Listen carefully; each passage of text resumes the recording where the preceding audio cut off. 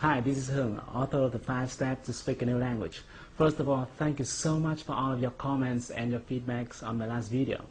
In that video, I have shared with you my story about how I was struggling for many years with my English and how I finally overcame it in just a few months. We've also talked about the opportunities you can get once you master your listening and your speaking skills.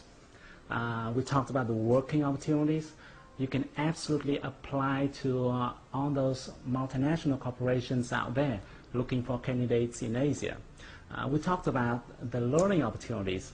You have chances to learn from the best gurus in the world. The only thing you need is that you must be able to hear and understand what they say. We talked about the business opportunities.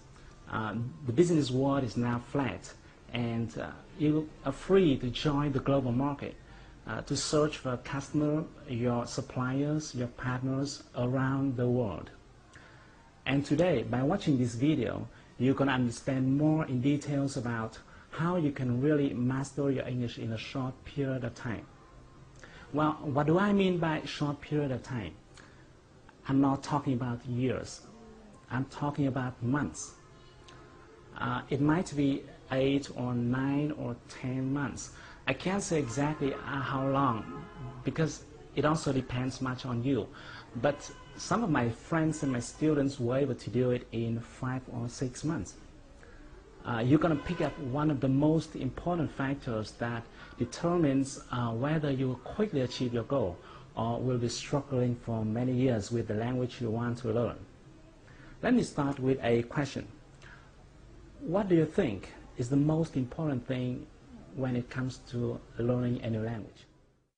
Let's pause for a few seconds and really think about it. What do you think? Well, there's not a single answer for this question, but when it comes to language, most people must agree with me that vocabulary is at the top of the priority list. Without vocabulary, you definitely can't hear, you can't speak. You're still able to communicate a little bit without grammar or with poor pronunciation, but you can do nothing without words. Because essentially, language is formed by words and the way they're put together logically. But have you ever asked yourself how many words you will have to learn? Or how many words are there in English?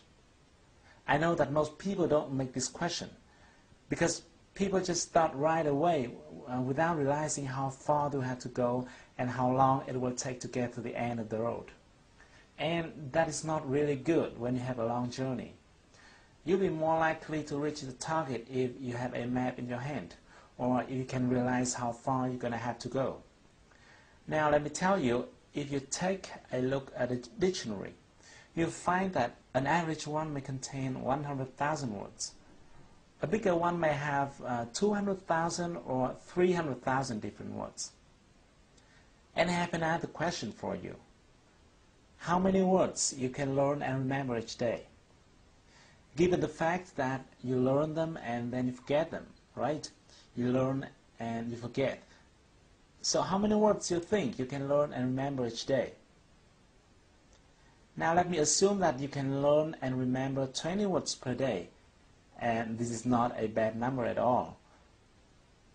To get 300,000 words, you're going to have to learn continuously in 15,000 days, which equals 41 years. Well, it sounds scary, doesn't it? But just calm down. Don't worry, it won't take you 40 years to learn English if you know this one principle. It is Pareto principle.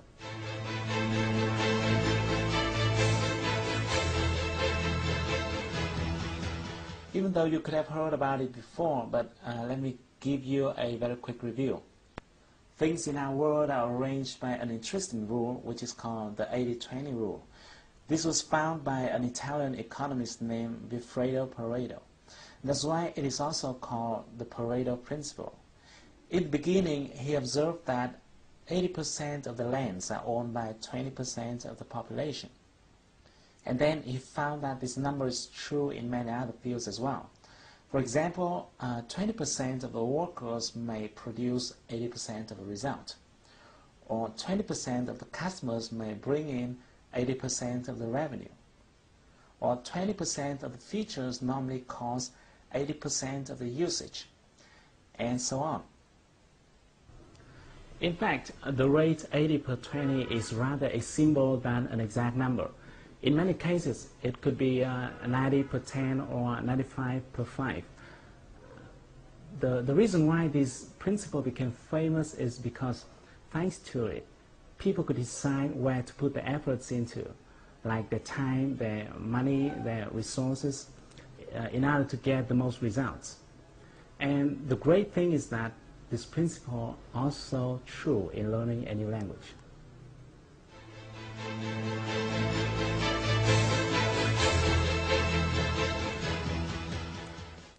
Even though the total number of different words in English may come up to more than 300,000 words, only a small portion of that number is used in daily lives.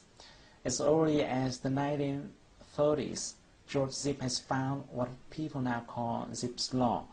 He researched various languages, including English, and he found that each word has a different frequency of occurrence. In English, for example, the word "the" tops the frequency ranking with 7.5%, the word "of" following with 3.5%, and so on. Amazingly, just 130 words make up 50% of occurrences. Other studies show that Americans use somewhere from 2,500 to 3,000 most common words in their daily lives.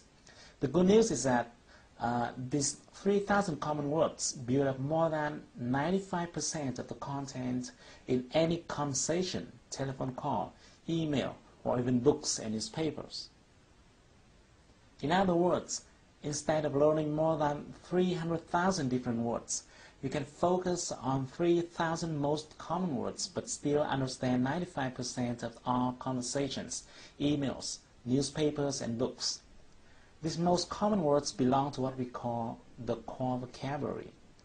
Some linguists believe that the core vocabulary should contain 4,000 instead of 3,000 words. Others think it should be 2,000. But to me personally, I think the exact number is not very important, because the bottom line here is that you will be able to master your new language by focusing on this core vocabulary. When I share this finding to my friends and my students, some of them ask me, what happens if I still want to learn every word because I want to understand 100% of the content? Well, if you have the same question, let me tell you the following 3 points. Firstly, I'm not telling you to stop learning after getting those 3,000 words. Because once you're mastering your core vocabulary and understanding most of the language, no one stops you from discovering further to enrich your vocabulary, right? The point here is, which side do you want to focus on first? Do you want to spend years focusing on 297,000 uncommon words to understand 5% of the language? Or do you want to spend a few months focusing on the 3,000 most common words to get 95% of the language? And secondly, another reason for you to focus on the core vocabulary is that in order to remember and be able to use a specific word, you will have to be exposed to that word at least several times. Many linguists believe that a person will need to get exposed to a certain word from 5 to 10 times to master it. And that's why it's not a good idea to spread your efforts unfocusedly. And finally, let me tell you, 95% is fine. It's fine. Think about it. Getting 95% of the content is similar to getting 19 words of every 20 words. Let me give you an illustration. If you pick up a page from a newspaper or a book written in your mother tongue, like this one.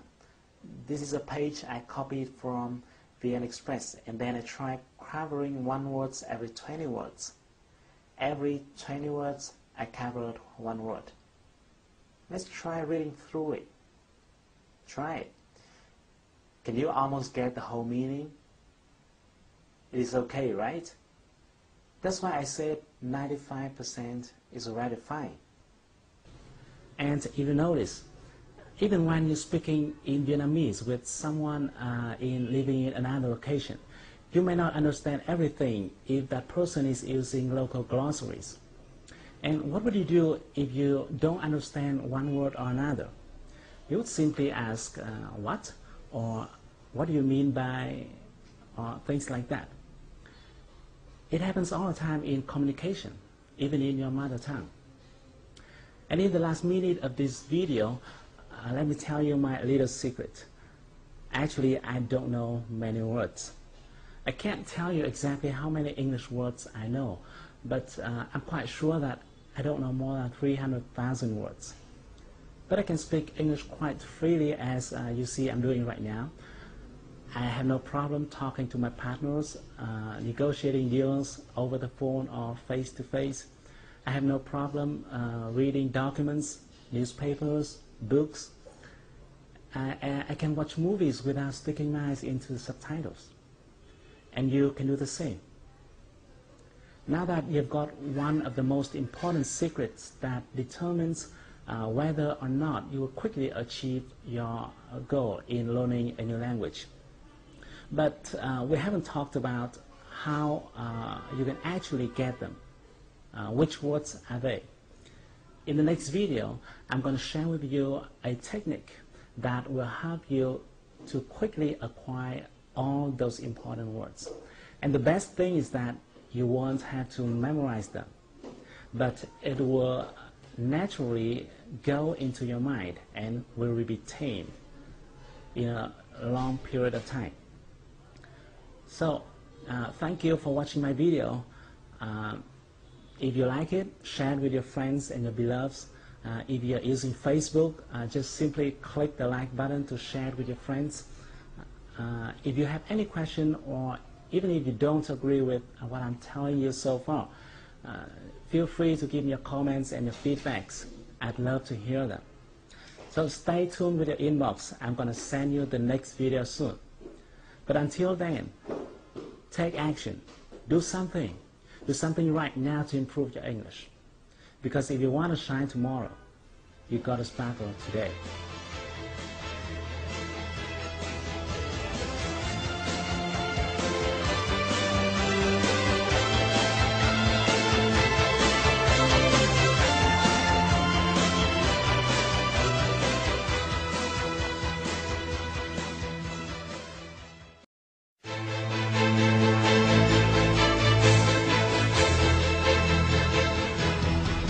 Hi everybody!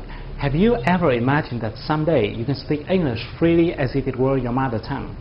You can confidently join and pass any English interview, become a member of any multinational corporation you want, or work as a global businessman negotiating deals with partners coming from all over the world. If those are what you've ever dreamed of, and if you're still struggling with your English, let me help you. My name's Hưng, author of the 5 Steps to Speak a New Language, and Chief Representative of German Rose Training and Consulting. In this video series, I'm going to share with you why you can quickly master your English skills and how you can do it right here in Vietnam. And even if you have no talent in foreign language at all. Let me ask you some questions. Have you been worrying about your English for quite long? And sometimes you look back and you found that you have been wasting too much time. Maybe you have several times determined yourself to overcome it, but it seems like you have too many things to do in life and you don't have more than 24 hours a day. And then you keep switching from class to class, searching on those online forums, trying to figure out an effective way of learning English or to look for a good teacher. Until now, you still don't know where to start. Well, you are not alone. Do you know that just a few years ago, I used to spend my whole day just to write a few lines of email in English? I still remember how my back perspired every time I faced a foreigner. Like the day Jonathan visited my office, or the moment Katie in my salsa class asked me how to make a spin. You know how that feels? I was embarrassed, and I blamed myself all the times. And things would have continued that way if there hadn't been an event that happened to me. Like any other day, I went to my office in the morning.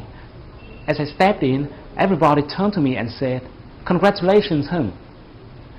As I didn't realize what was going on, my boss came at me and said, "Good morning, Hung. I have a good and a bad news for you. The good news is Mr. Nam, our best salesperson of the year, has been awarded a sponsorship to study in US, but somehow I couldn't take it, so it now belongs to you, our second best, Mr. Hung." You know, I was like, oh my God, it was amazing. You know, it was really amazing. And later on, I heard that Nam, my colleague, he had to get married immediately. I didn't know exactly why. Maybe, okay, you guess it. And the bad news is, my boss went on, I've just received an email from the school saying that this course is a sales and marketing course, so it's going to be about the art of communication. So even though we always welcome international students, we won't accept any student who has problems in terms of English communication. Therefore, every international student will have to pass our interview by phone. And you have 5 months from now. Can you take it, Mr. Hung? My boss asked me. If you were me, what would you do? Would you take it? You know, at that moment, I couldn't think of anything else. I said yes immediately without thinking. And now I think that was the best decision I've ever made in my life. You know, because I decided not to quit. I went to study like crazy, you know, no friends, no phones, no televisions, no hanging out. I did anything I could do. I tried any method I could try to learn, to hear, to understand, to speak. Even in my dreams, I was muttering with myself in English. And 5 months later, I just barely passed the interview. You know, I just barely passed it. But I did it. Yeah, I did it.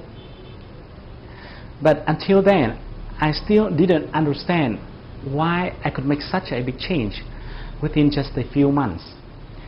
And I kept trying to figure out the reasons why some people can speak 4, 5 languages, while many others struggle for years with their first foreign language. Fortunately, when I was studying in US, I had a chance to attend a course which is called Accelerated Learning Techniques. And during this program, I have found 2 important things. The first thing is that most language learners don't have a strategy. You know, when you do something without a strategy, you would easily fail at your very first attempts. Or maybe you would have to spend much more time and efforts without getting considerable result. And some people do have strategies, but somehow they just don't work. And here comes the second thing. Those strategies don't work because most people don't understand the working mechanism of human brain when it comes to learning a new language.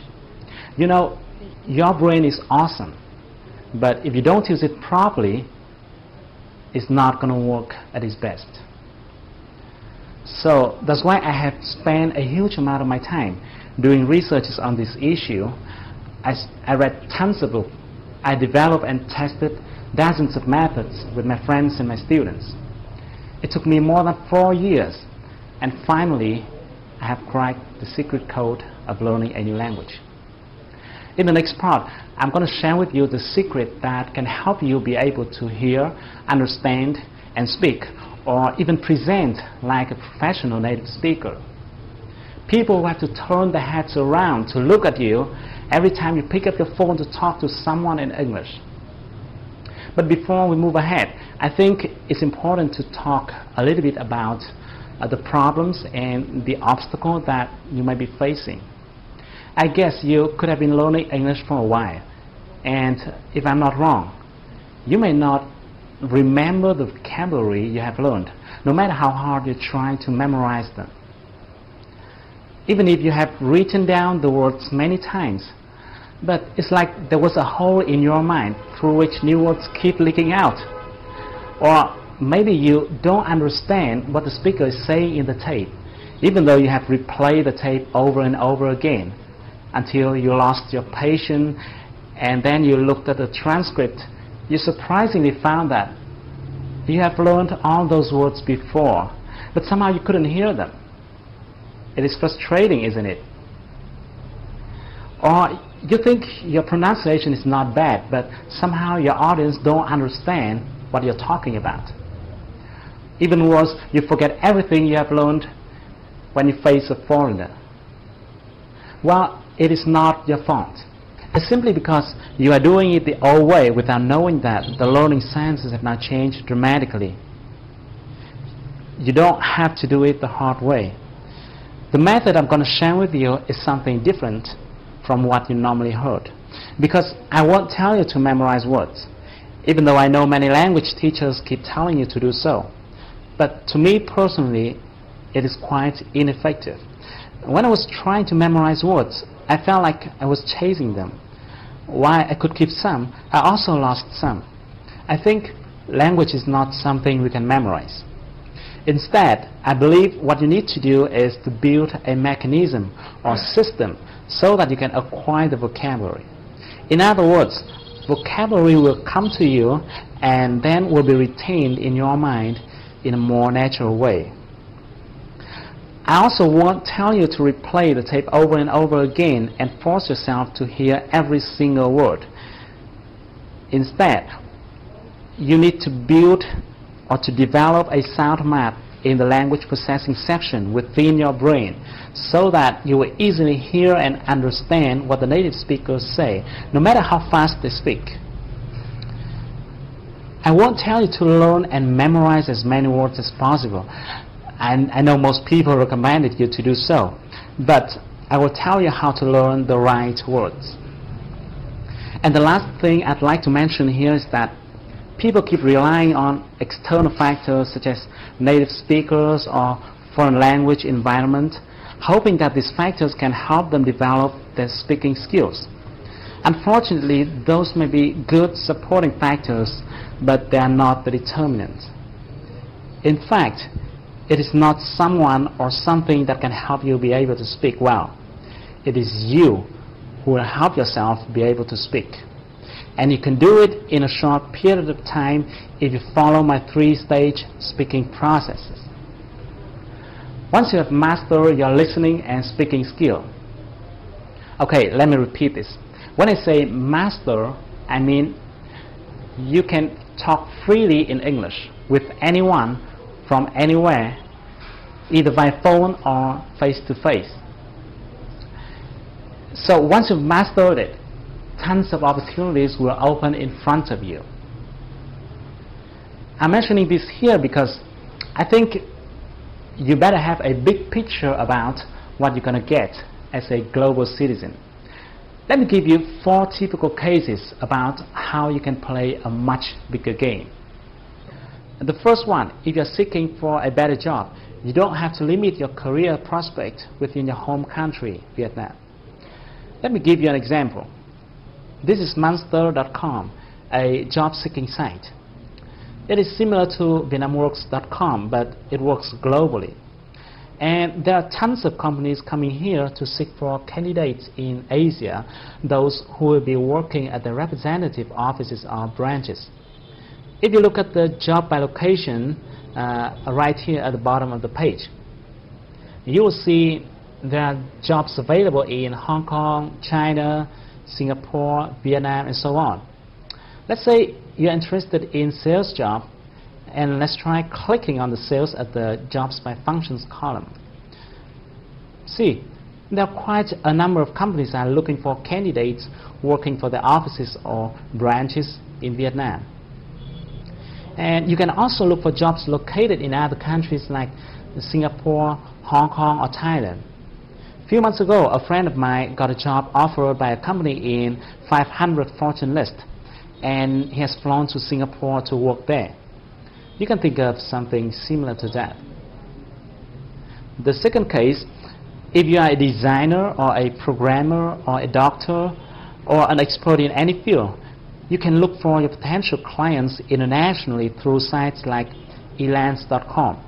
You can talk to them and see how much more they are willing to pay you compared to your existing local customers. Do you know that Indian and Singaporean have started to earn really good money on international marketplaces like this?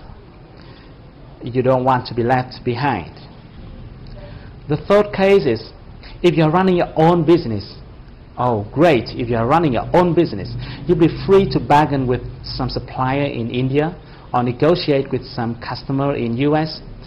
The business world is now flatter than ever before, and that is great for entrepreneurs like you. As you can see on international trading sites like this, entrepreneurs around the world are looking for partners in Vietnam. And there's a whole bunch of opportunities out there. The last case, and this is what I love the most, you'll have a chance to learn from the best with extremely low cost. Yes, I'm mentioning the best in its pure meaning. Let me show you an example. Let's talk about Brian Tracy, for example. Maybe you do or do not know about him yet, but people keep talking about him as a guru about leadership, management, and selling. He has written more than 40 books consulting business strategy to more than 1,000 companies, big and small. He has founded and run more than 10 enterprises himself. What do you think if you have chance to attend his online course about business growth strategies? Is it going to be great? Do you know that if your English is good enough to hear and understand what he says, you can immediately sign up to his business growth strategies online course with just a few tens of dollars per month? Well, it is just one example. It is just one example. If you are interested in another area of expertise, you can find dozens of experts in your field out there on the internet. I just want to share with you that learning from the best is really great, and much more other interesting things. But I better stop here, otherwise I'm going to ramble a whole day. In the next video, I'm going to explain more in details about the strategy and the techniques. I'm going to explain why you can quickly master your English in a short period of time, and how you can do it right here in Vietnam. So, thank you for watching my video. Please be free to give me your thoughts and comments below. I really want to know what you're thinking. So I can't wait to see you in the next few days. Stay tuned with your inbox. I'm going to send you the next video soon.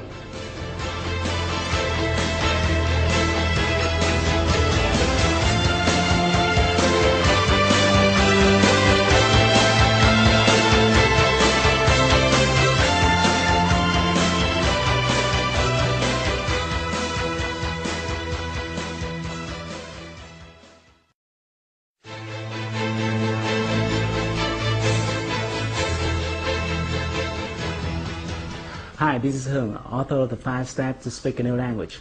First of all, thank you so much for all of your comments and your feedbacks on my last video. In that video, I have shared with you my story about how I was struggling for many years with my English and how I finally overcame it in just a few months. We have also talked about the opportunities you can get once you master your listening and your speaking skills. We talked about the working opportunities you can absolutely apply to all those multinational corporations out there looking for candidates in Asia. We talked about the learning opportunities.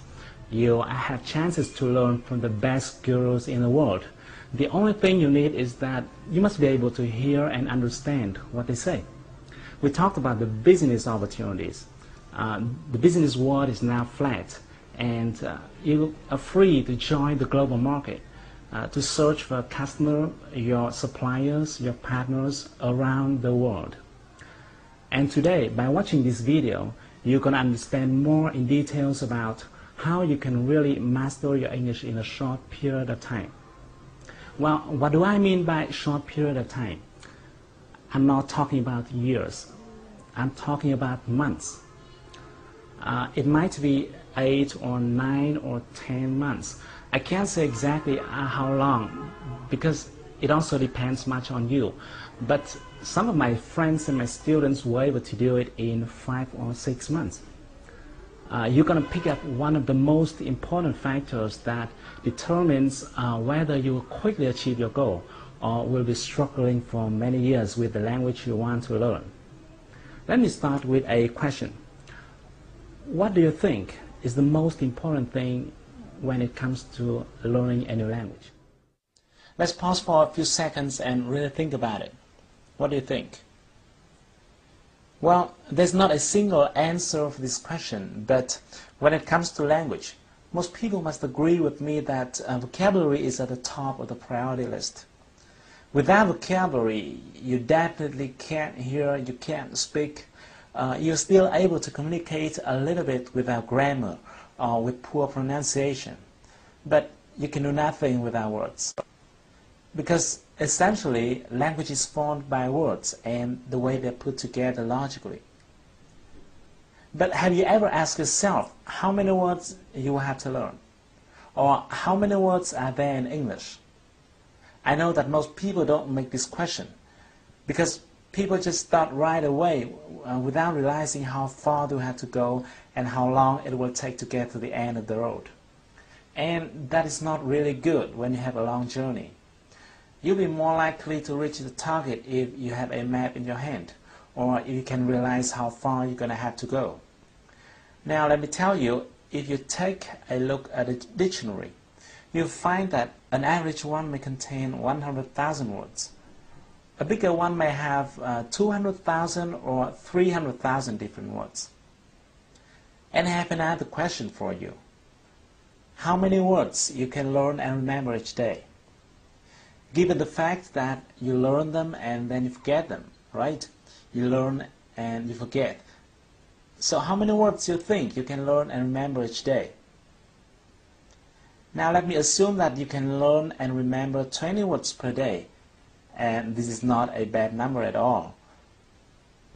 To get 300,000 words, you're going to have to learn continuously in 15,000 days, which equals 41 years. Wow, it sounds scary, doesn't it? But just calm down. Don't worry, it won't take you 40 years to learn English if you know this one principle. It is Pareto principle.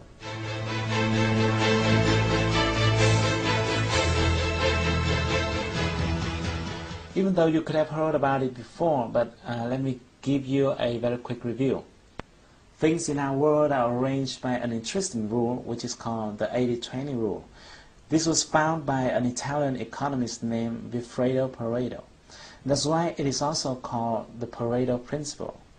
In the beginning, he observed that 80% of the lands are owned by 20% of the population. And then he found that this number is true in many other fields as well. For example, 20% of the workers may produce 80% of the result, or 20% of the customers may bring in 80% of the revenue, or 20% of the features normally cause 80% of the usage, and so on. In fact, the rate 80 per 20 is rather a symbol than an exact number.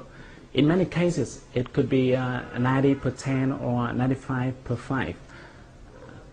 The reason why this principle became famous is because, thanks to it, people could decide where to put their efforts into, like their time, their money, their resources, in order to get the most results. And the great thing is that this principle is also true in learning a new language.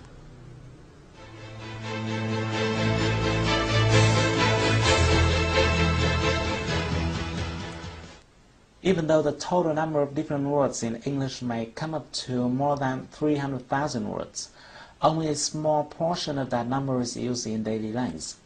As early as the 1930s, George Zip has found what people now call Zipf's law. He researched various languages, including English, and he found that each word has a different frequency of occurrence. In English, for example, the word the tops the frequency ranking with 7.5%, the word of following with 3.5%, and so on. Amazingly, just 130 words make up 50% of occurrences.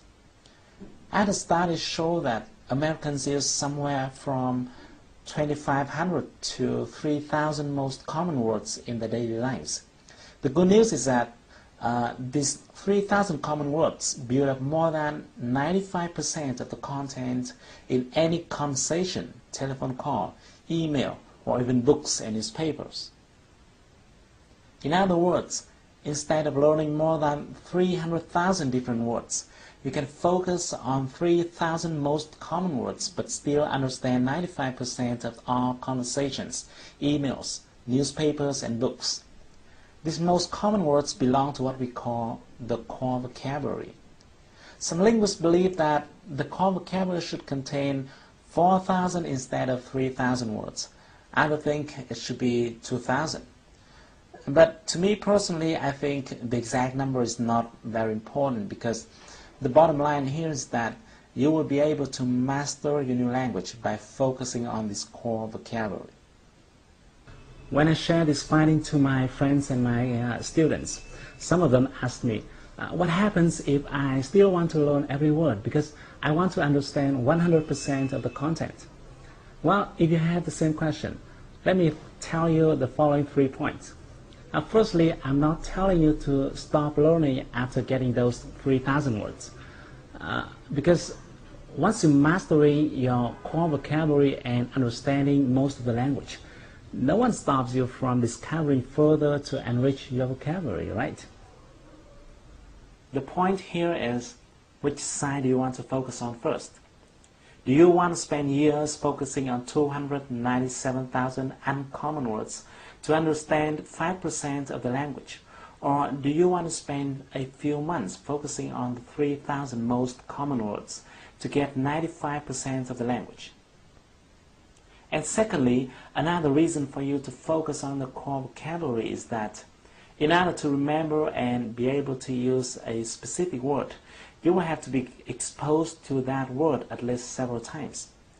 Many linguists believe that a person will need to get exposed to a certain word from 5 to 10 times to master it.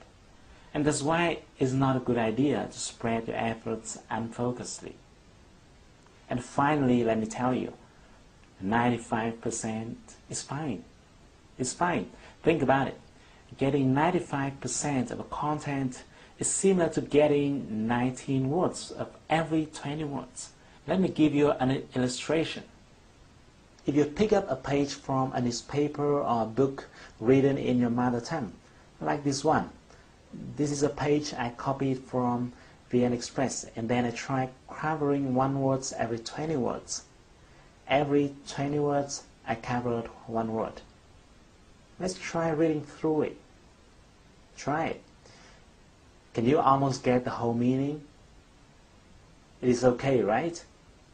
That's why I said 95% is already fine. And if you notice, even when you're speaking in Vietnamese with someone living in another location, you may not understand everything if that person is using local glossaries. And what would you do if you don't understand one word or another? You would simply ask, what? Or what do you mean by, or things like that. It happens all the time in communication, even in your mother tongue. And in the last minute of this video, let me tell you my little secret. Actually, I don't know many words. I can't tell you exactly how many English words I know, but I'm quite sure that I don't know more than 300,000 words. But I can speak English quite freely, as you see I'm doing right now. I have no problem talking to my partners, negotiating deals over the phone or face-to-face. I have no problem reading documents, newspapers, books. I can watch movies without sticking my eyes into the subtitles. And you can do the same. Now that you've got one of the most important secrets that determines whether or not you will quickly achieve your goal in learning a new language. But we haven't talked about how you can actually get them. Which words are they? In the next video, I'm going to share with you a technique that will help you to quickly acquire all those important words. And the best thing is that you won't have to memorize them, but it will naturally go into your mind and will be retained in a long period of time. So thank you for watching my video. If you like it, share it with your friends and your beloveds. If you're using Facebook, just simply click the like button to share it with your friends. If you have any question, or even if you don't agree with what I'm telling you so far, feel free to give me your comments and your feedbacks. I'd love to hear them. So stay tuned with your inbox. I'm going to send you the next video soon. But until then, take action. Do something. Do something right now to improve your English. Because if you want to shine tomorrow, you got to sparkle today.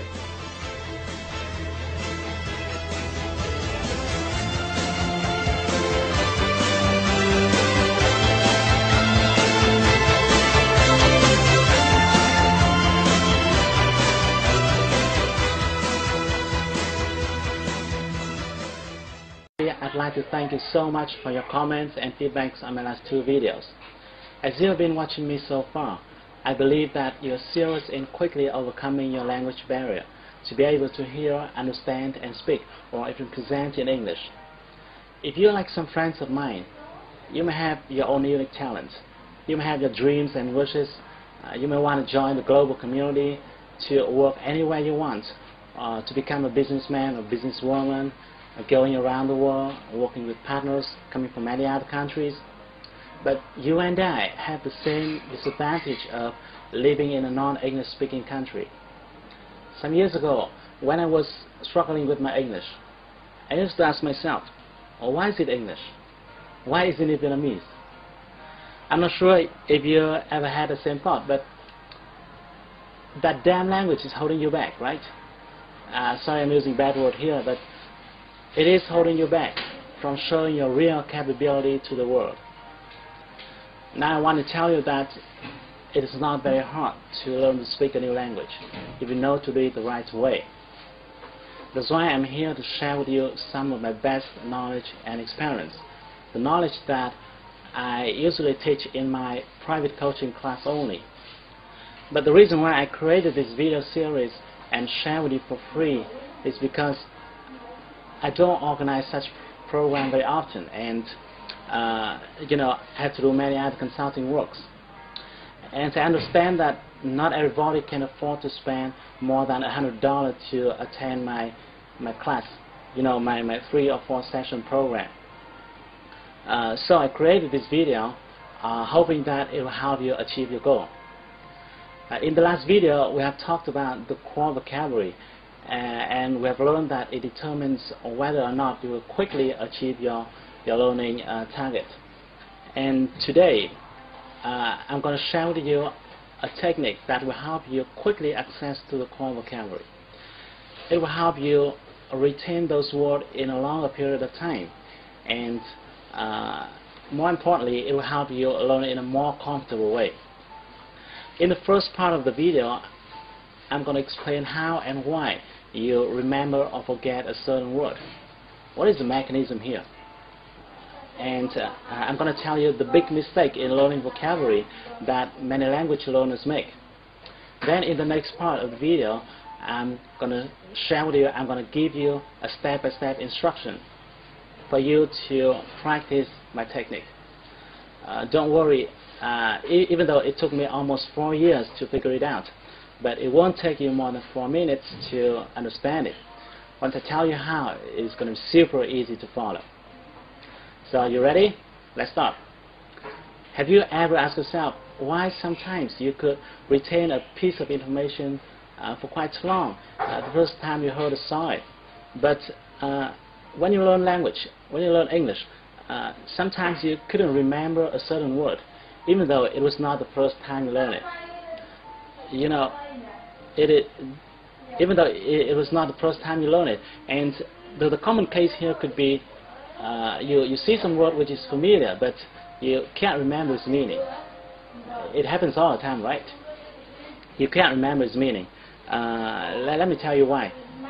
Your brain will easily remember things that it can associate.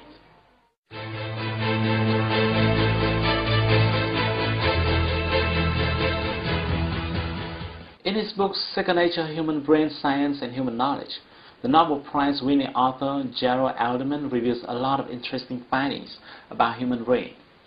He found that our brain cells function by a mechanism that he called recognition and association.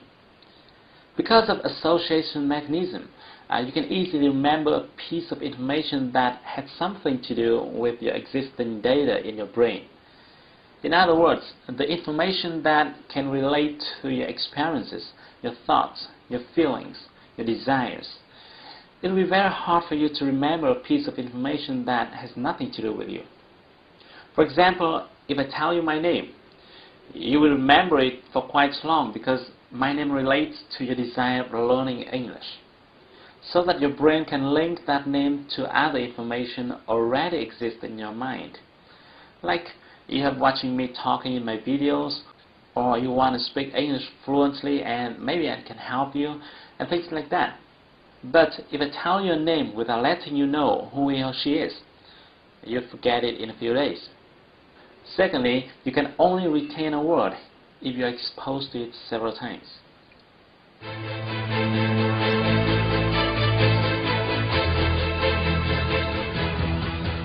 There's a very important point here, and many people don't know it. It is you need to be exposed to that word in different contexts. It will be very difficult for you to remember a word if you learn it several times but in the same context. That's the reason why sometimes you learn a word in your class and then you wrote it down in a notebook. Then you may look at it once or twice, but you still forget it. And even worse, some people try to learn vocabulary from a list. This is a very big mistake, because I'm sure that you will never be able to retain words by memorizing from a list, no matter what kind of list it is, with or without quotes attached to it. So remember, you can retain a word much more easily if you are exposed to it several times and in different contexts. Now let's move to the next part. Let me show you my technique, the free reading technique.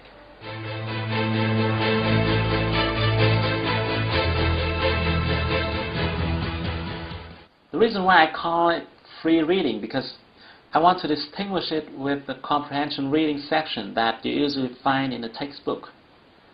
To give you a better view, let's take a look at this one. This is a typical comprehension reading section. I got this one from the site BBC Vietnamese. As you can see, this is a short paragraph. Sometimes it could be longer depending on the intention of the composer. There are words in bold and there are notes at the lower section to explain the meaning of those words. In many cases, there could be several questions for you to answer. If you were to study this reading section in your English class, the teacher would write these words onto the board, explain the meaning, instruct you on how to pronounce them, require you to answer some questions, and so on. This method is very common from the beginner to advanced levels. When using this approach, the teacher assumes that you already know all other words. The words in bold are focused upon because they are supposed to be more complicated and more difficult for the learners. Okay, now let me ask you a question.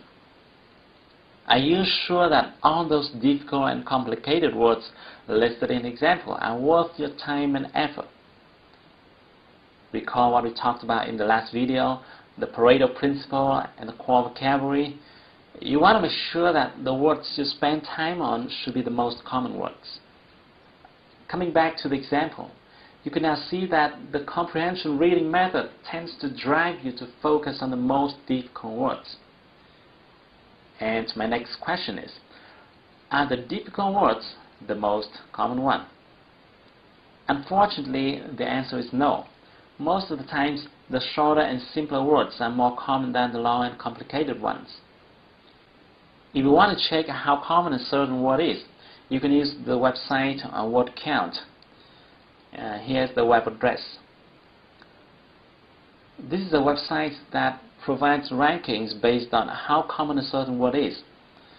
Even though I can't vouch for its reliability, but at least it can give us a rough idea. All you need to do is to enter the word you want to check in the Find Word box and then click the arrow button next to it. Let's give it a try with the word humanitarian from the reading section. Here we go. We got a ranking of 11,000 plus. This result shows you that the word is far less common than the 3,000 most common words. Now let's come back to the example and see how we can approach it in a more efficient way. What we're going to do is that we are going to remove all boats from the words in the passage. Because this paragraph is quite short, I need a long one to make my point clearer. So I simply did a search on Google and found this one. This is another article talking about the same story. Now what I'm going to do is I copy and paste it into the Word document. Now if you screen these two articles, you'll find some words that appear 2, 3 or even 4 times. Let me do it for you and let me highlight the words so that you can see them more easily. They are reporter, attempt, newspaper, film, access, deal, family.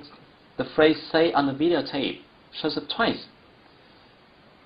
Again, if you want to check whether these words are really common, check it out on the site wordcount.org. Here, if you type the word attempt in the search box, you will get the frequency ranking of 882. This shows that the word attempt does belong to the group of the 3,000 most common words. The logic here is simple. The words that appear more frequently should be more common. Obviously, doing this way is really hard, and there's a much better way, the free reading technique. Here's what you're going to do. Firstly, you need to prepare some tool for you to quickly check word meaning. A favorite tool of mine is Click and See. I use it to see the meaning of a word in just one click. Or you can use any kind of dictionary software you want. But you want to make sure that you use something to check the meaning very quickly. So don't use a regular book version of a dictionary because it will slow down your reading speed. Now that you're ready, let's start to read from the beginning. Every time you face a new word or a word whose meaning you don't remember, use your dictionary software to check its meaning quickly and then continue to read. Here are the big don'ts when you're reading. Don't take note of any word, including new words, difficult words, long words, complicated words. Just don't take any note. Don't force yourself to remember any word. And finally, don't underline or bold any word. Again, don't take any note. Just read. Check the meaning of any word you want to and do nothing else. Then you want to read as fast as possible. Read as fast as possible.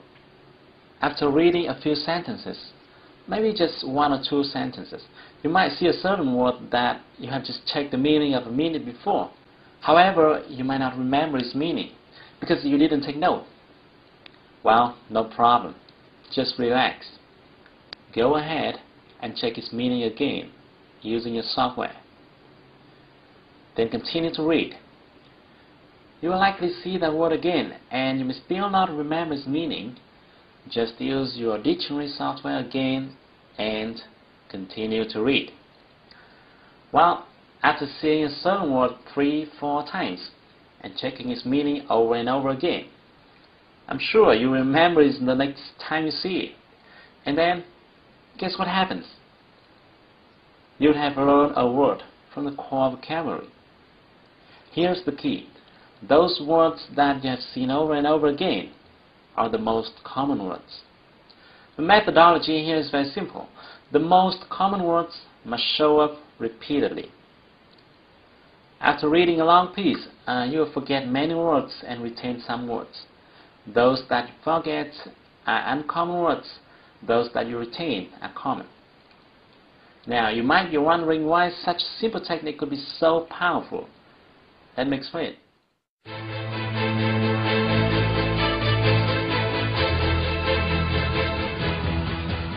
call it the art of simplicity. Firstly, the free reading technique naturally drives your focus to the most common words and phrases, and at the same time, it helps you save time by not making you struggle with the uncommon ones. Secondly, following this technique, you don't need to force yourself to memorize vocabulary. You naturally retain vocabulary because you see a certain word over and over again. And more importantly, you see that word in various contexts and in different sentence structures. This helps you understand the real meaning of that word and gives you a sense of it. Sometimes you find that a certain word usually occurs prior to or after another word. This helps you remember how to use it in combination with another word. Thirdly, this technique allows you to freely choose any content you want to use as your reading materials. Remember that you retain much more easily the information that you care about, that you're interested in. Whether you are interested in science or art, entrepreneurship or stock exchange, you'll find tons of reading material on the internet. This will keep you excited every time you sit down to study. You will no longer feel tired and bored. Every time you find a phrase or structure repeated over and over again, you achieve something, and this motivates you to learn more. You don't have to force yourself to think or memorize. You just learn it in a painless way. Most of my students tell me that they could learn for hours using my technique without getting tired. This is very important for you to learn a new language quickly. And your next question might be, what type of material should I use to practice? To this question, I strongly recommend using forums. Why? Firstly, because you can easily search a forum that you are interested in. For example, if you want to open your own business, you can search forums discussing about entrepreneurs. Secondly, forum is easier for you to start comparing with newspapers or books. Thirdly, in forums, people use daily conversation style, and it is in favor of your listening and speaking skills. And the last but not least, in forums, you're free to post your comments or replies, and by doing so, you really get involved in the communication process. Now that I've shared with you the method that you can use to access to the core vocabulary, the very important factor that will help you be able to hear, understand, and speak in English. This method is simple, but it's powerful. I used it myself, and later on, my students have used it to overcome the English obstacles. Now, there are some notes for you when practicing this method. Firstly, you've got to do exactly what I've told you. Don't do it yourself. Don't do it your own way. Sometimes when you practice this method, you may not understand a certain word or sentence even after checking its meaning. It is fine. It is fine, because a dictionary can't help you understand everything. I know that in that case, what you should do is just go ahead and ignore that sentence. I know this feeling is a little bit uncomfortable because normally we will be tempted to understand the whole content, but you need to adapt to this feeling, because our purpose here is not to understand the whole content, but to collect the most common words. And thirdly, as you start reading the first page, your reading speed will be very slow, and you may have to check your dictionary too frequently. In my experience, it may take you hours to read and understand the very first lines if your vocabulary is few. And then you would feel a little bit tired and frustrated. It is okay. What you should do then is to take a break and relax before coming back.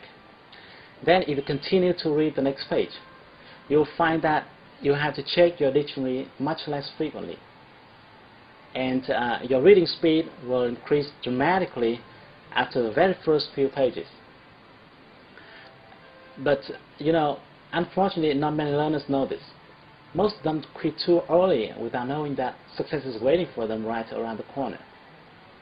And finally, you've learned that it took me almost 4 years to figure out this method, and it now takes you 4 minutes to get it.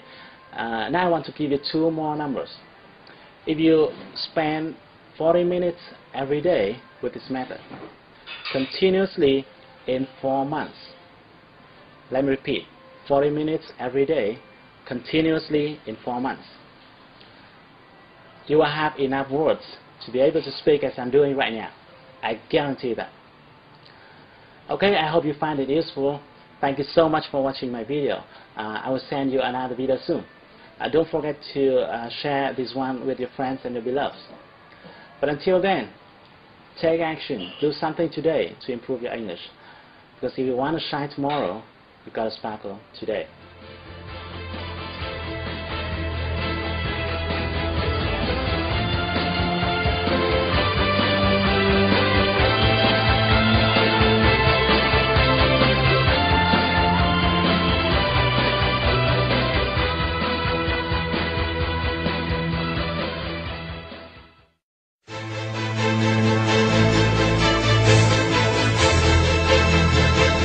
Hi, this is Hưng coming back.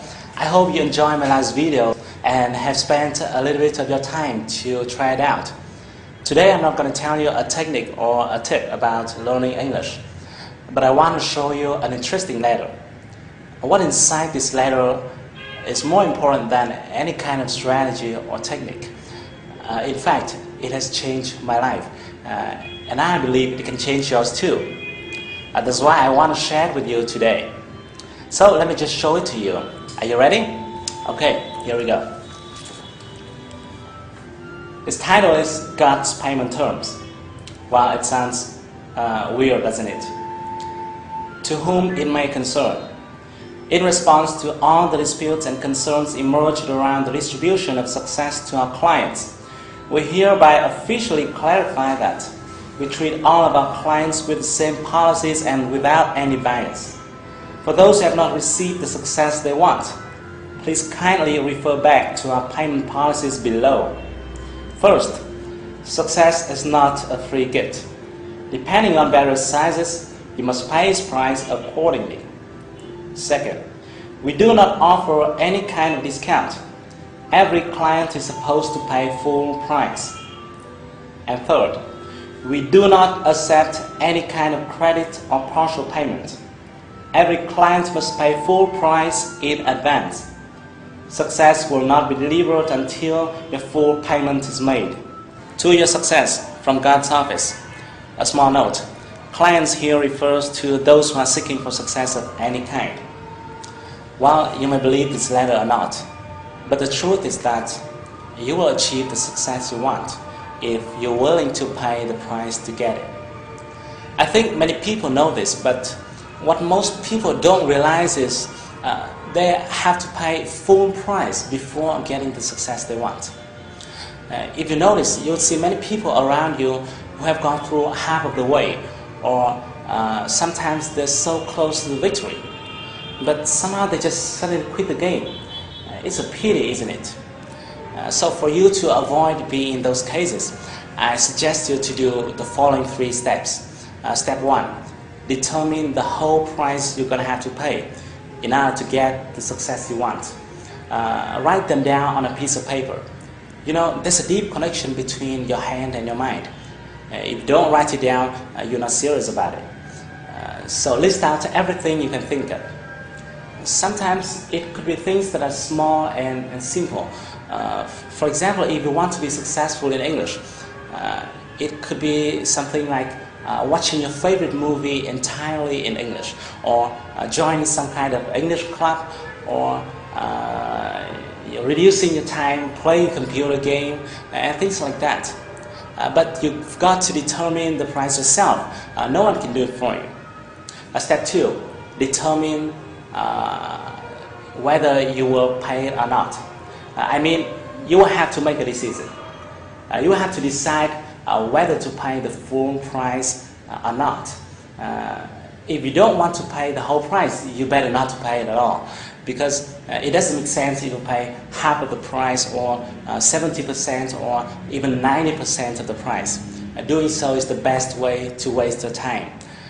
So you've got to decide whether to pay it or not in the very beginning. Step 3, if you decide to pay, and I hope you do, if you decide to pay, you've got to start paying it today. You know, if you don't do it today, nothing's going to happen. Today is more important than yesterday. It's more important than tomorrow. Today is the most important day. So I hope this message interests you. I have uploaded the file here as a PDF file, so you can send it to your friends to encourage them on their ways to success. Tell them that God is fair. He will deliver success to you if you pay Him the price. But remember His terms. No late payment, no discount. No late payment, no discount.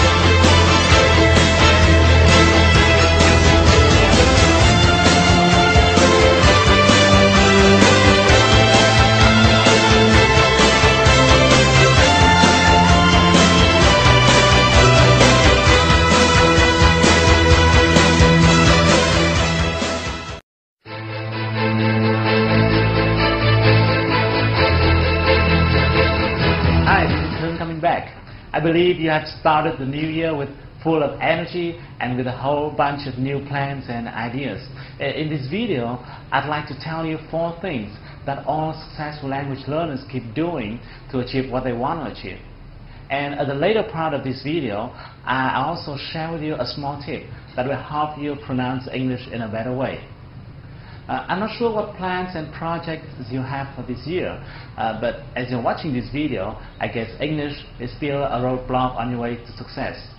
And if that is the case, I hope that overcoming it is one part of your plan for this year. I'm using the word overcoming because I don't like words such as enhance or improve. You know, you may have been improving it for quite long already, haven't you? Learning English is not a long journey, and if you're tired of those improvements or enhancements or enrichment, that's a really good signal. Now I think it's time for you to make a decision which is more venturous or audacious. A decision says you have overcome the language obstacle at a specific point of time that we can see it clearly in the near future, such as by the end of this year or in the middle of the next year, at the time you have been able to hear and speak or even present in English confidently, no matter you're in a meeting with your foreign partners or in a job interview with a multinational corporation. The only one thing which is more important than anything else is your decision. Once you have decided that language is not something that can block you on your way to success, then nothing can stop you. Nothing. For several years, I have been observing many language learners, and I kept wondering why some people can learn faster than others. And I have found that there are 4 things that all successful language learners do. If you're not doing these 4 things, you better do them right now. Number 1, set a goal. Well, it's not new, isn't it? But it's a must. If you don't have a goal, you're not serious. And you need to make sure that your goal must be specific. It must be clear, and this one is important. You must believe in that goal. A goal doesn't make sense if you don't believe in it. Number 2, slice it into small pieces. Make it easy. Make it comfortable. There's a famous question that says, how to eat an elephant? And its famous answer is, just eat it, one bite at a time. You should do the same with your goal. Slice it into smaller goals. Set a specific schedule for each one. It should be so specific that you must be very clear about what you have to do this evening in order to be closer to your goal. And number 3, be ready to face your roadblocks. No matter what kind of goal you are setting for yourself, there will always be obstacles and difficulties. If a journey is too flat, it means the goal you set is mediocre. Big goal always comes along with big obstacles. Your job is to overcome the challenges one by one and stick with it until you achieve your goal. And finally, ask yourself this question. Is what I'm doing now getting me closer to my goal? Every time you do something, ask yourself this question. That's a really powerful question.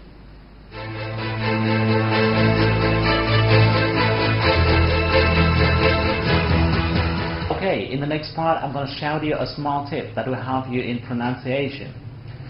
Even if you don't have the need to pronounce the same way native speakers do, I still recommend you to spend a portion of your time practicing pronunciation. Why? Because the truth is, as you have better pronunciation, you have better listening skill. Think about it.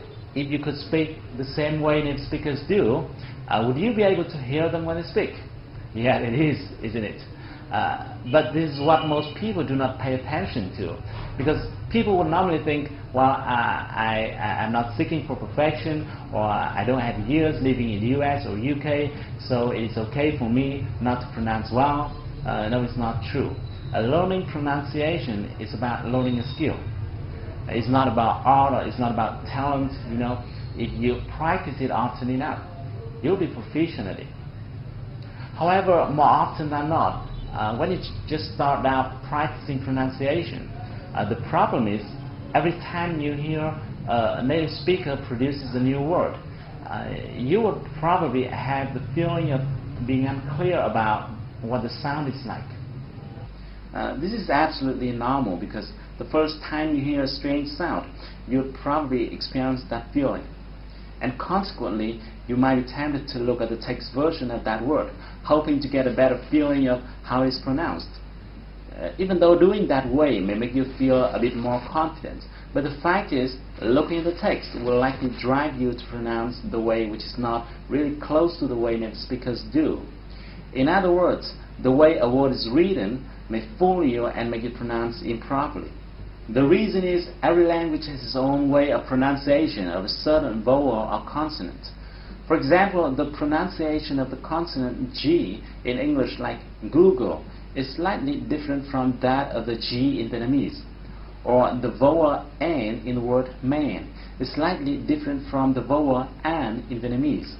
Therefore, in order to pronounce the way American or English people do, you need to ignore the writing aspect of words. What you should do is to close your eyes, focus into your ears, and to recognize the sound you hear. This is a simple technique that can help you recognize the sound more easily. When you listen to a word, split your listening focus into 3 parts. The first thing to focus into is the consonant of that word. Let's say you're listening to the word change.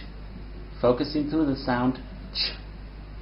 You'll find that this sound is similar to the consonant of words like choose, or chat, or cheer. The second thing to focus into is the vowel of that word. With the word change, this time you try to recognize the sound A. You'll find that this vowel is similar to the vowel of words like gain, or rain, or lane. And the last thing to focus into is the ending sound of, or the final sound of that word.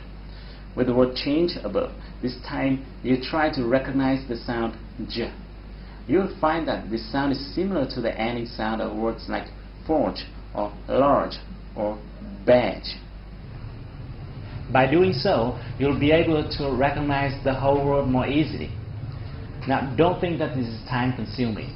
The fact is that English, as well as any other language in the world, has a certain amount of vowels and consonants, and they're repeated over and over again among your vocabulary. Once you spend a certain amount of time practicing them, you will find that your pronunciation skills and listening skills as well will change dramatically. Okay, I have to go now. Thank you for watching this video. If you like it, share it with your friends. I hope to see you soon, but until then, take action. Do something to move closer to your goal, because if you want to shine tomorrow, you've got to sparkle today.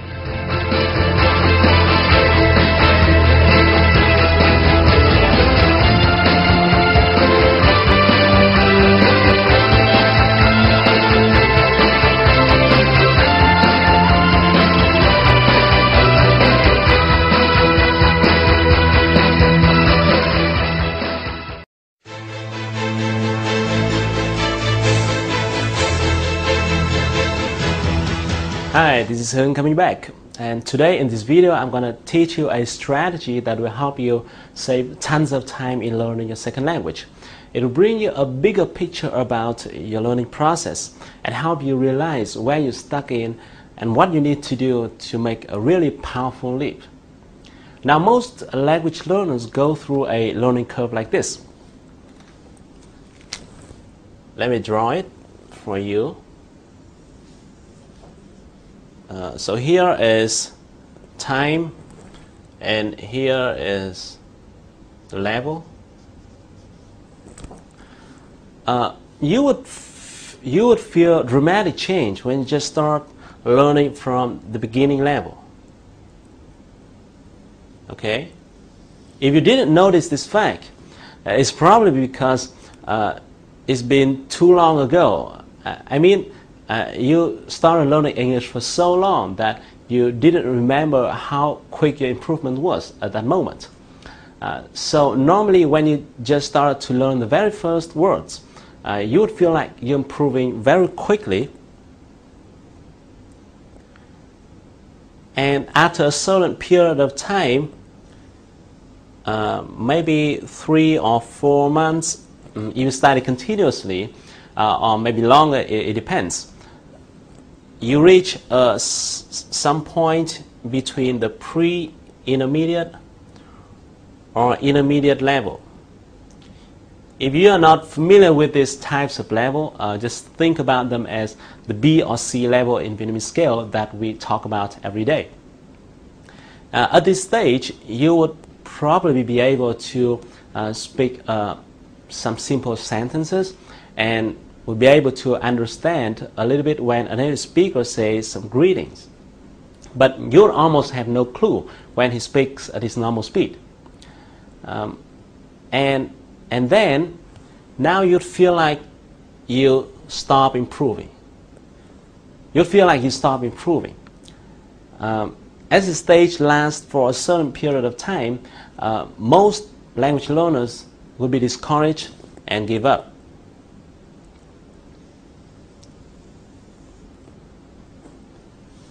And sometimes sometimes maybe you come back and learn here and there a little bit for a few days or a few weeks, but it's not considerable. Only few people overcome this period and become really proficient in listening and speaking a second language. So here is going to be advanced or super advanced. This learning curve explains why most Vietnamese people stop at the B or C level, where they just started to speak simple sentences and not yet develop their listening and speaking skills at all. If you are in this situation, in the coming part of this video, I'm going to share with you a strategy that will help you save tons amount of time in struggling with your second language without significant result. And there's an interesting thing here in which when I was studying people's learning processes, I found that most people who have already mastered their listening and speaking skills unconsciously apply this strategy. They're just unaware of it. So in the coming minutes, as I reveal my findings, you would find that it's unexpectedly simple, and then you would learn your second language with great confidence and excitement, just like you're on a long journey, and by the end of the road you saw the destination.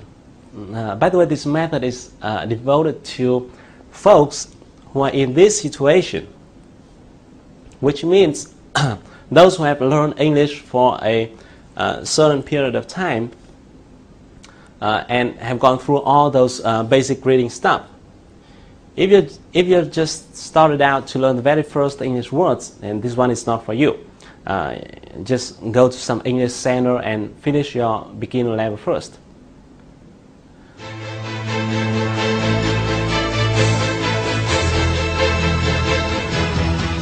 So how does this strategy actually look like? In your daily conversation, you'll be touching various topics. To give you a snapshot, let's take a look at this category list.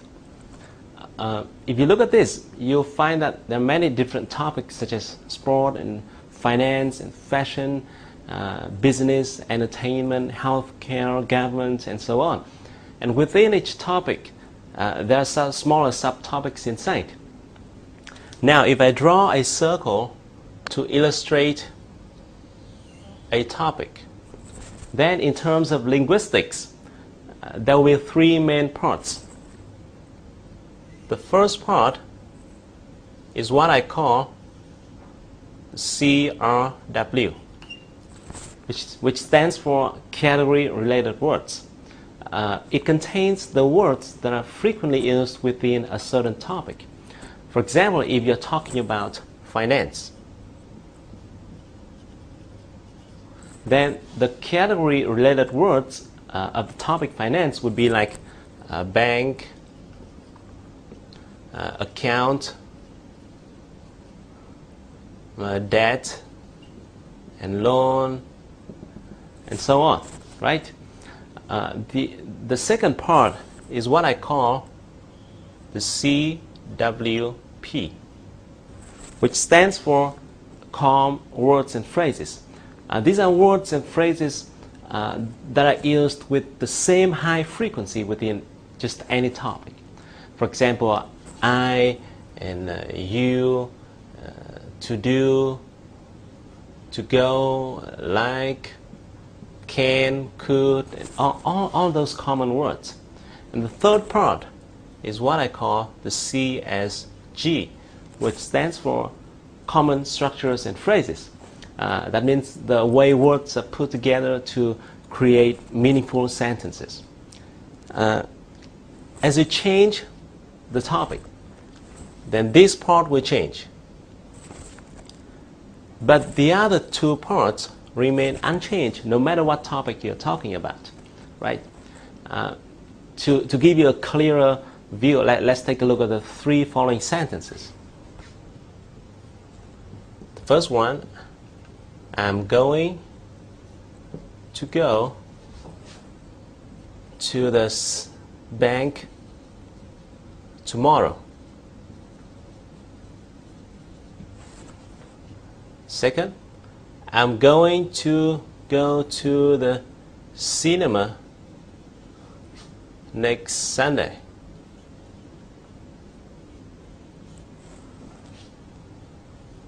The third one, I'm going to start an entrepreneur next month.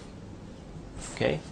Now, if you look at these three sentences, the word bank and cinema, entrepreneur, are category-related words, belong to the topics finance, entertainment, and business accordingly, right? And these words will change as you change the topic. But the other words, like to go tomorrow, next Sunday, start next month, and the structure, going to do something in the near future, next day, next month, next year, remain unchanged no matter what topic you're talking about. So, do you get the point? Now here is the formula. CWP plus CSG plus CRW equal speak fluently. Once a person can speak fluently about a certain topic, we can say that he has already mastered all three parts of the circle. However, here is what I found very interesting. If you have already mastered these two parts, then even if you don't know the words, the category-related words of the topic, you're still able to speak okay. That means if you miss this one, you're still able to speak okay, even though it might be a little bit time-consuming. For example, if a native speaker say, I'm going to go to the bank tomorrow, and you don't know the word bank. Then you would ask him, what? Where are you going to go tomorrow? And he's going to answer, to the bank. And then you would ask, what do you mean by bank? And then he would say, bank is where people save their money. Then you'd be like, oh, I see. You get the point, and you get the point. So that way, you are still able to continue the conversation, even though it might not go very smoothly. However, on the contrary, if you do not master these two parts, and even if you know the words within this part, you are still able, you're still not able to have a conversation. For example, in the previous example, if you know the word bank and you can only hear what bank tomorrow, then you would have no idea what he's talking about and won't be able to continue the conversation.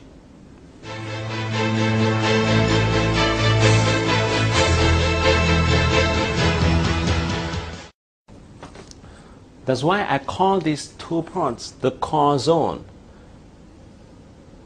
that you've got to master if you want to speak English fluently. The mistake that most language learners make, and I did make this mistake before when we were studying English, is that we scatter our efforts on too many different topics. So we learn a little bit here, a little bit here, a little bit here, and so and so. And doing that way, we may end up with learning quite a lot of vocabulary in many different topics, but we may not yet master this core zone. Even though you may have learned it, but not yet really mastered it, so you can really use it. And this could be the reason why you may have learned English for a long period of time, but and know quite a lot of words, but so far you can't hear or speak fluently about any topic yet. I think it's not a fault, but it's because when we follow those English textbooks, we have been familiar with reading a bit of story about a new topic today, and then listening to a news about another topic tomorrow, and then practicing about a totally new different topic another day. I also know many people use materials from international tests like IELTS or TOEFL, in which there are many different reading and listening parts about various topics in the world. And doing that way is not really efficient. What you need to do is to focus on one topic at a time. Just focus on a single topic at a time until you master it.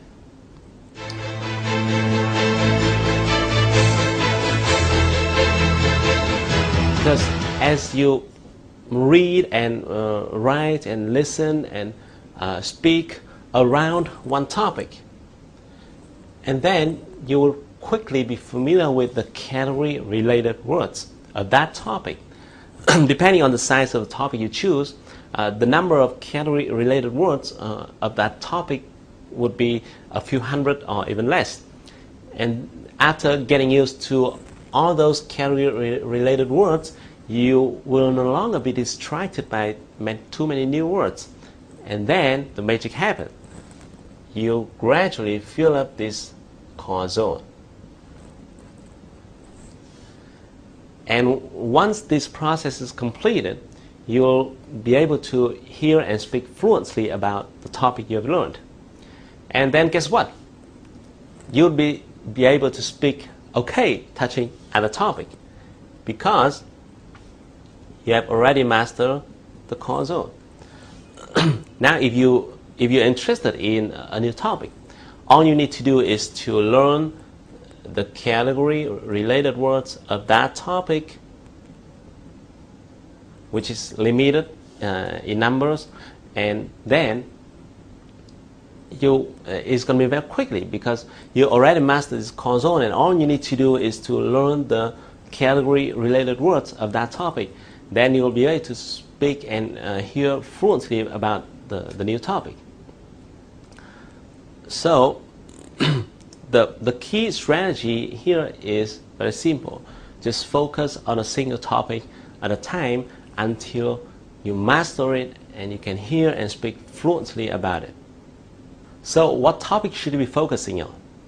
Let's pick up a topic that you like it, or a topic that you have passion about it is the best, because it's going to be much easier for you to learn a topic if you love it and you know a lot about it. So how are you going to really put this strategy into action? Let's say you pick up the finance topic. Start reading finance and accounting textbooks. Read and listen to financial reports and news. Join finance forums spoken in English. Try writing financial reports yourself. Try doing presentation about finance topics. In short, just deploy any language learning tool that you have around the topic that you have chosen. If you try this strategy out in just a short period of time, maybe 1 or 2 months, continuously, you will see dramatic change. Okay, maybe what I've been explaining in this video is kind of rambling because I have a tendency of going into the root cause of the problem. But what you need to do is very simple. Just pick up a topic that you love and you know a lot about. Focus on the topic with all of the language learning tools you have until you master it and be able to hear and speak fluently about it. So don't worry too much, just pick up one and get started. Okay, I hope you like this video and hope to see you soon. But until then, take action and do something, because if you want to shine tomorrow, you've got to sparkle today.